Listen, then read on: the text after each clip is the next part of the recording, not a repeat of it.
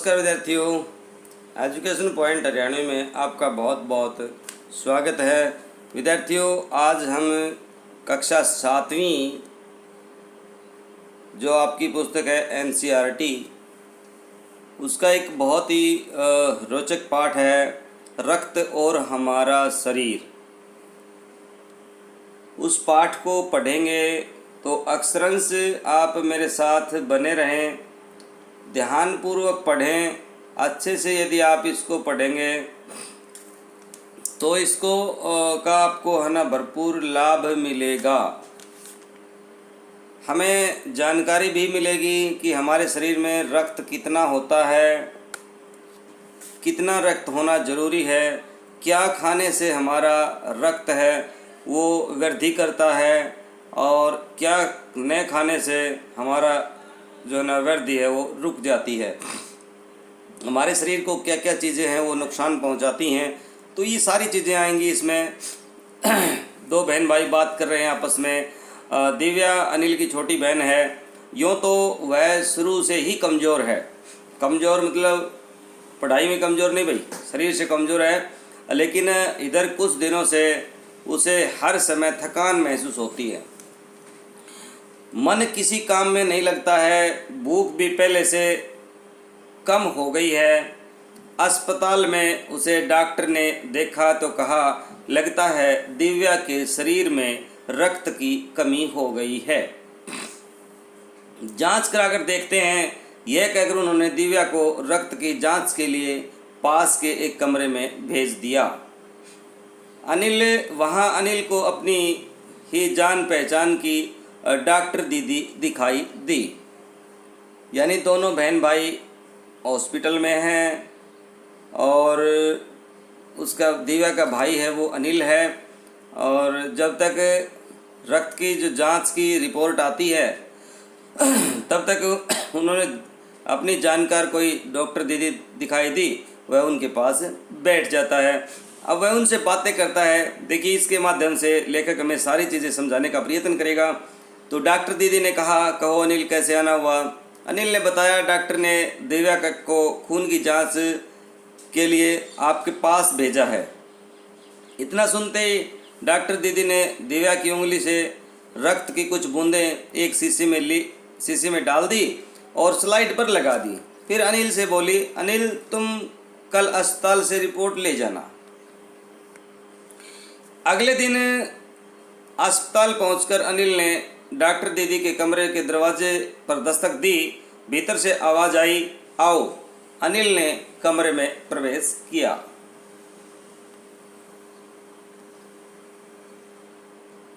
तो पाया कि डॉक्टर दीदी सूक्ष्मदर्शी द्वारा एक स्लाइड की जांच कर रही थी। दीदी के इशारे से वह पास रखी एक कुर्सी पर बैठ गया। स्लाइड की जांच पूरी होने पर डॉक्टर दीदी ने साबुन से हाथ धोए और फिर तौलिए से पोंछते हुए बोले, अनिल दिव्या को एनीमिया हुआ है। एनीमिया क्या होता है अभी उसको पता नहीं है, तो आगे देखिए एनीमिया के बारे में आपको रक्त की कमी होना जो है ना एनीमिया होता है सब बताया जाएगा। तो चिंता की बात नहीं, कुछ दिन दवा लेनी होगी तो ठीक हो जाएगी। अनिल के मन में जिज्ञासा हुई। वह बोला, दीदी एक सवाल पूछूं? हाँ हाँ क्यों नहीं। डॉक्टर दीदी ने कहा, अनीमिया से आपका क्या मतलब है, यानी अनीमिया होता क्या है? उसने पूछा। यह जानने के लिए तुम्हें रक्त के बारे में जानना होगा, डॉक्टर दीदी ने कहा। फिर बोली, अनिल देखने में रक्त लाल द्रव के समान दिखता है। यानी हम रक्त को देखते हैं तो हमें लाल द्रव पदार्थ के समान है ये दिखाई देता है, किंतु इसे सूक्ष्मदर्शी द्वारा देखे तो यह भानुमति के पिटारे से कम नहीं है। यानी इसमें भानुमति के पिटारे में असंख्य जीव जो है ना असंख्य तरह की वस्तुएं हैं, तो किंतु इसे सूक्ष्मदर्शी द्वारा देखें तो यह भानुमति के पिटारे से कम नहीं है। मोटे तौर पर इसके दो भाग होते हैं। एक भाग वह जो तरल है जिसे हम प्लाज्मा कहते हैं। तो रक्त के तरल भाग को हम क्या कहते हैं बेटा? प्लाज्मा कहते हैं। रक्त के तरल भाग को हम कहते हैं प्लाज्मा। दूसरा वह जिसमें छोटे बड़े और कई तरह के कण होते हैं, कुछ लाल होते हैं, कुछ सफ़ेद और कुछ ऐसे जिनका कोई रंग नहीं, जिन्हें बिंबाणु या प्लेटलेट कण कहते हैं। ये कण प्लाज्मा में तैरते रहते हैं। इतना कहकर के डॉक्टर दीदी ने एक सूक्ष्मदर्शी के नीचे एक स्लाइड लगाई, उसे फोकस किया और बोली, देखो अनिल, सूक्ष्मदर्शी द्वारा जो कण तुम्हें दिखाई दे रहे हैं ये हैं लाल रक्त कण।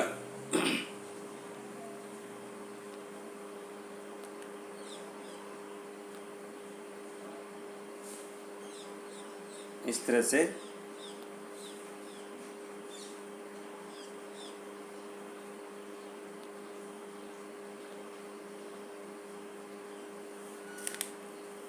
स्लाइड देखो, मानो आश्चर्य से स्लाइड देख करके ना मानो आश्चर्य से उछल पड़ा अनिल। रक्त की एक बूंद में इतने सारे कण, इसकी तो वह कल्पना भी नहीं कर सकता था। वह बोला, इन्हें देखकर तो ऐसा लग रहा है मानो बहुत ही छोटी छोटी बालू स्याही रख दी गई हों। तो रक्त के कणों को देख करके अनिल ने क्या कहा कि मानो कोई छोटी छोटी बालू स्याही रख दी गई हों। हाँ दीदी बोली, लाल कण बनावट में बालू स्याही की तरह ही गोल होते हैं, गोल और दोनों तरफ अवतल यानी बीच में दबे हुए।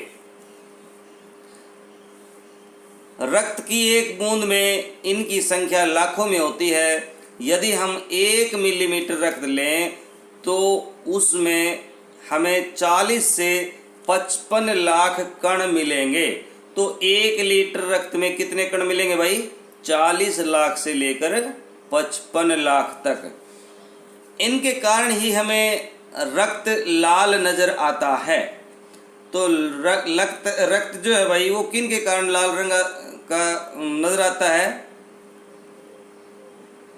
कणों के कारण। ये कण शरीर के लिए दिन रात काम करते हैं। सांस लेने पर साफ हवा से जो ऑक्सीजन तुम प्राप्त करते हो उसे शरीर के हर हिस्से में पहुंचाने का काम इन कणों का ही है। इनका जीवन काल लगभग 4 महीने होता है। तो इन जीवाणुओं का रक्तकाल कितना होता है भाई? 4 महीने। 4 महीने के होते ये नष्ट हो जाते हैं, लेकिन एक साथ नहीं, धीरे धीरे, कुछ आज, कुछ कल, कुछ अगले दिन, यानी निरंतर ये समाप्त होते रहते हैं और बनते रहते हैं। तब तो कुछ ही महीनों में ये ख़त्म ही हो जाते होंगे, अनिल ने कहा। यह सुनकर डॉक्टर दीदी मुस्कुरा उठी और बोली, नहीं, ऐसा नहीं होता है। शरीर में हर समय नए कण बनते रहते हैं जो नष्ट कणों का स्थान ले लेते हैं। हड्डियों के बीच के भाग मज्जा में ऐसे बहुत से कारखाने होते हैं जो रक्त कणों के निर्माण कार्य में लगे रहते हैं। इनके लिए इन कारखानों को प्रोटीन, लौह तत्व और विटामिन रूपी कच्चे माल की जरूरत होती है। यह पौष्टिक आहार लेते हो। हरी सब्जी, फल, दूध, अंडा और गोश्त में ये तत्व है जो उपयुक्त मात्रा में मिलते हैं। तो पोषक तत्व किस किस में मिलते हैं उपयुक्त मात्रा में भाई? हरी सब्जी, फल, अंडा, दूध और गोश्त। यदि कोई व्यक्ति उचित आहार ग्रहण नहीं करता तो इन कारखानों के आवश्यकता अनुसार कच्चा माल नहीं मिल पाता है। नतीजा ये होता है कि रक्त कण बन नहीं पाते, रक्त में इनकी कमी हो जाती है। लाल कणों की इसी कमी को अनीमिया कहते हैं। तो बच्चों समझ में आया अनीमिया क्या होता है? हमारे शरीर में जब लाल रक्त कण जो हैं वो बनने कम हो जाते हैं, उनकी मात्रा कम हो जाती है, उसी हम मात्रा को, कम मात्रा को हम क्या कहते हैं, एनीमिया कहते हैं। तो क्या संतुलित आहार लेने मात्र से हम एनीमिया से बच सकते हैं? अनिल ने प्रश्न किया। दीदी बोली, हाँ, यह कहना काफ़ी हद तक सही होगा। ये तो अनीमिया बहुत से कारणों से हो सकता है। यूँ तो अनीमिया जो है ना बहुत से कारणों से हो सकता है, किंतु हमारे देश में इसका सबसे बड़ा कारण पौष्टिक आहार की कमी है। इसके अलावा इस रोग का एक और बड़ा कारण है पेट में कीड़ों का हो जाना। कई बार कहते हैं ना कि पेट में कीड़े हो गए, तो कीड़े प्राय दूषित जल से और खाद्य पदार्थों द्वारा हमारे शरीर में प्रवेश कर जाती हैं। इनसे बचने के लिए यह आवश्यक है कि हम पूरी सफाई से बनाए गए खाद्य पदार्थ को ही ग्रहण करें। तो भाई पेट में कीड़े कैसे होते हैं? हमारे खाद्य पदार्थों के साथ या हमारे बगैर हाथ धोए हम खाना खा लेते हैं, तो उनसे पेट में कीड़े पहुंच जाते हैं, और पेट में कीड़ों की संख्या अधिक हो जाती है तो लाल रक्त कोशिकाएं हैं वो बनना बंद हो जाती हैं और हमें अनीमिया की बीमारी से ग्रस्त होना पड़ता है। तो आगे कहते हैं, अतः इनसे बचने के लिए यह आवश्यक है हम पूरी सफाई से बनाए गए खाद्य पदार्थ को ही ग्रहण करें। भोजन करने से पूर्व अच्छी तरह से हाथ धो लें और साफ पानी ही पिएं। और हाँ, अनिल, एक किस्म के कीड़े भी हैं जिनके अंडे जमीन की ऊपरी सतह पर पाए जाते हैं। इन अंडों से उत्पन्न हुए लार्वे त्वचा के रास्ते हमारे शरीर और आंतों तक भी अपना घर बना लेते हैं। यानी कुछ ऐसे भी हैं जो छोटे छोटे, जो हमारी त्वचा के जरिए भी हमारे शरीर में चले जाते हैं, जो हमें नंगी आंखों से नहीं दिखाई दे सकते। इनसे बचने का सहज उपाय है कि शौच के लिए हम शौचालय का ही प्रयोग करें और इधर उधर नंगे पैर ना घूमें। दीदी, यह तो बहुत ही महत्वपूर्ण बात बताई आपने, अनिल बोला। वह पल भर सोच में डूबा रहा, फिर बोला, आपने बताया था कि रक्त में सफ़ेद कण और बिंबाणु प्लेटलेट कण भी होते हैं शरीर में उनका क्या काम है? देखो, हमारे शरीर में लाल रक्त कोशिकाएं और श्वेत रक्त कोशिकाएं, दो तरह की कोशिकाएं होती हैं। तो लाल का तो हमने सुना, अभी सफ़ेद के बारे में बात होगी। देखिए ध्यान से। दीदी बोली, सफ़ेद कण वास्तव में हमारे शरीर में के वीर सिपाही हैं। जब रोगाणु शरीर पर धावा बोलने की कोशिश करते हैं तो सफ़ेद कण उनसे डट करके मुकाबला करते हैं। तो भाई हमारे शरीर में बीमारियों को से हमारे शरीर को कौन बचाता है? सफ़ेद कण, सफ़ेद कोशिकाएं जो है हमारे शरीर को बचाती हैं। तो सफ़ेद कण उनसे डटकर मुकाबला करते हैं और जहाँ तक संभव हो पाता है रोगाणुओं को भीतर घर नहीं करने देते। बस संक्षेप में यूँ मान लो कि वे बहुत से रोगों से हमारी रक्षा करते हैं। तो रोगों से रक्षा कौन करते हैं भाई? सफ़ेद कण। और बिंबाणुओं का काम है चोट लगने पर रक्त जमाव क्रिया में मदद करना। कई मर्तबा देखो, जब चोट लग जाती है तो हमारा रक्त बहने लग जाता है ना, तो भाई बिंबाणु जो होते हैं वो बहते हुए रक्त को रोकने का कार्य करते हैं। रक्त के तरल भाग प्लाज्मा में एक विशेष किस्म की प्रोटीन होती है जो रक्त वाहिका की कटी फटी दीवार में मकड़ी के जाले के समान एक जाला बुन देती है। बिंबाणु इस जाले में चिपक जाते हैं और इस तरह दीवार में आई दरार भर जाती है, जिनसे रक्त बाहर निकलना बंद हो जाता है। अनिल बोला, दीदी लेकिन घाव गहरा हो तो खून बहता ही चला जाता है। हाँ, ऐसे समय में उस व्यक्ति को जल्दी से डॉक्टर के पास ले जाना चाहिए। जरूर समझने पर ऐसी स्थिति से निपटने के लिए कुछ टाके भी लगाने पड़ सकते हैं, किंतु डॉक्टर के पास पहुंचने तक के समय में चोट के स्थान पर कस करके एक साफ कपड़ा बांध देना चाहिए। दबाव पड़ने से रक्त का बहना कम हो जाता है, जो उस व्यक्ति के लिए काफ़ी लाभप्रद सिद्ध हो सकता है। किंतु अगर बहुत अधिक रक्त बह जाए तो उसे रक्त चढ़ाने की जरूरत भी पड़ सकती है। दीदी ने समझाते हुए कहा,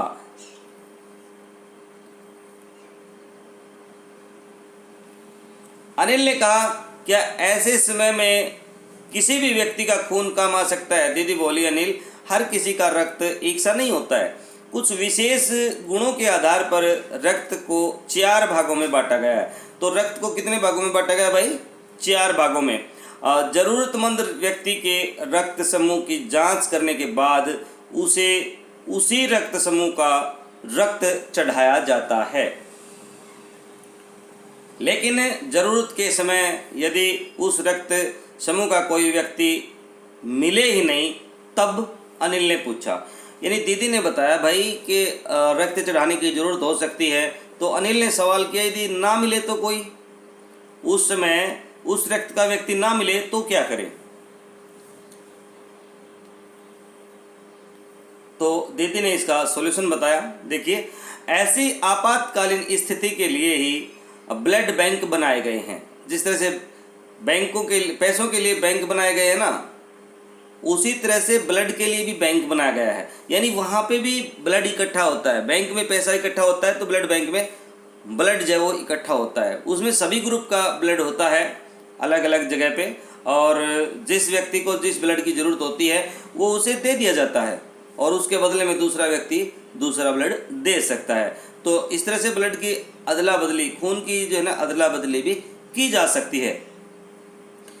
प्राय हर बड़े अस्पताल में इस तरह के बैंक होते हैं जहां सभी प्रकार के रक्त समूह का रक्त तैयार रखा जाता है, किंतु इन ब्लड बैंकों में रक्त का भंडार सुरक्षित रहे, इसके लिए यह आवश्यक है कि हम समय समय पर रक्तदान करते रहें। दीदी ने कहा, क्या मैं भी रक्तदान कर सकता हूं? अनिल ने पूछा। नहीं, अभी तुम छोटे हो। 18 वर्ष से अधिक उम्र के स्वस्थ व्यक्ति रक्तदान कर सकते हैं। तो रक्तदान कौन कर सकता है भाई? 18 वर्ष से अधिक के स्वस्थ व्यक्ति जो है वो रक्तदान कर सकते हैं। एक समय में उनसे लगभग 300 मिलीमीटर रक्त लिया जाता है। तो एक व्यक्ति से एक समय में कितना रक्त लिया जाता है भाई? 300 मिलीमीटर। प्राय यह समझा जाता है कि रक्तदान करने से कमजोरी हो जाएगी, किंतु यह विचार बिल्कुल निराधार है। हमारा शरीर इतना रक्त तो कुछ ही दिनों में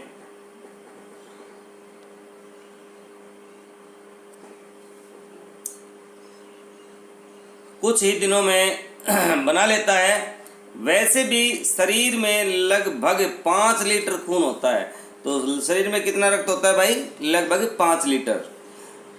इसमें से यदि कुछ रक्त किसी जरूरतमंद व्यक्ति के लिए जीवन दान बन जाए तो इससे बड़ी क्या बात होगी?